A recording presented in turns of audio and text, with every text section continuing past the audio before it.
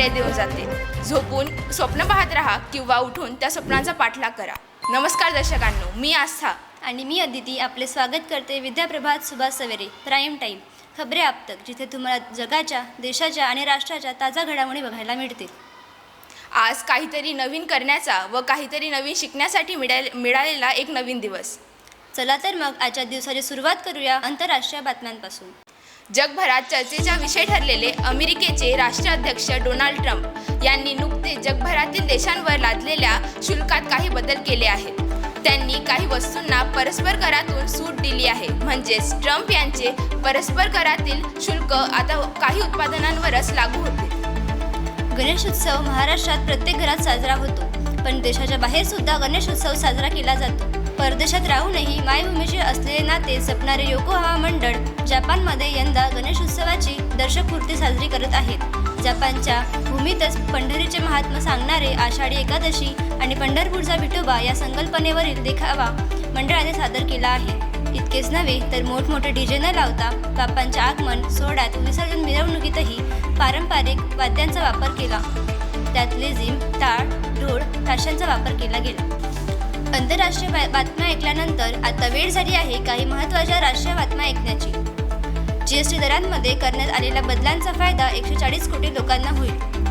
कपातीनंतरही किंमत कमी केल्या गेल्या नसतील तर लोकांनी निदर्शनात आणून द्यावे। मी स्वतः परिस्थितीवर लक्ष ठेवणार आहे, असे भाष्य केंद्रीय अर्थमंत्री निर्मला सीतारामन यांनी केले। शिक्षक दिनानिमित्त उत्तर प्रदेशमध्ये उत्कृष्ट कार्य करणाऱ्या 81 शिक्षकांचा राज्य शिक्षण पुरस्कार देऊन गौरव करण्यात आला। यात प्राथमिक शिक्षण विभागातील 66 आणि माध्यमिक शिक्षण विभागातील 15 शिक्षकांचा समावेश होता। दिल्ली, हिमाचल प्रदेश, पंजाब, उत्तराखंड आणि उत्तर प्रदेश यासह अनेक राज्यात झालेल्या पूर आणि जमीन कोसळण्याच्या घटनांची सर्वोच्च न्यायालयाने घेतली दखल। न्यायालयाने केंद्र सरकार, NDMA आणि 4 राज्यांना या प्रकरणामध्ये नोटीस बजावल्या। या राज्यामध्ये बेकायदेशीरपणे झाडे तोडल्यामुळे आपत्ती आल्या आहेत, असे सर्वोच्च न्यायालयाने म्हटले आहे। महाराष्ट्रात ठिकठिकाणी आनंदात साजरा करण्यात आला गणेशोत्सव। ढोल ताशांचा गजर करत लोकांनी आपल्या बाप्पाला साश्रू नयनांनी दिला निरोप। UAEमध्ये 9 सप्टेंबरपासून रंगणारा आशिया कप 2025 स्पर्धेसाठी भारतीय संघ दुबईला पोहोचला आहे। भारतीय संघ यंदाच्या हंगामातील प्रबळ दावेदार मानला जात आहे। भारतीय संघात युवा चेहऱ्याचा समावेश करण्यात आला। BCCIने दिले श्रेयस अय्यरला कर्णधार पदाचे पारितोषिक। ऑस्ट्रेलिया विरुद्धच्या मालिकेसाठी श्रेयसवर मोठी जबाबदारी।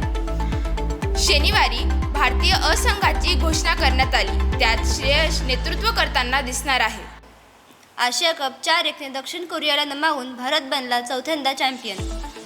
आजच्या बातम्या इथंच थांबूया। शिकत राहा, वाढत राहा आणि लक्षात ठेवा, चांगल्या बातम्या चांगला दिवस नक्कीच बनवतात। धन्यवाद।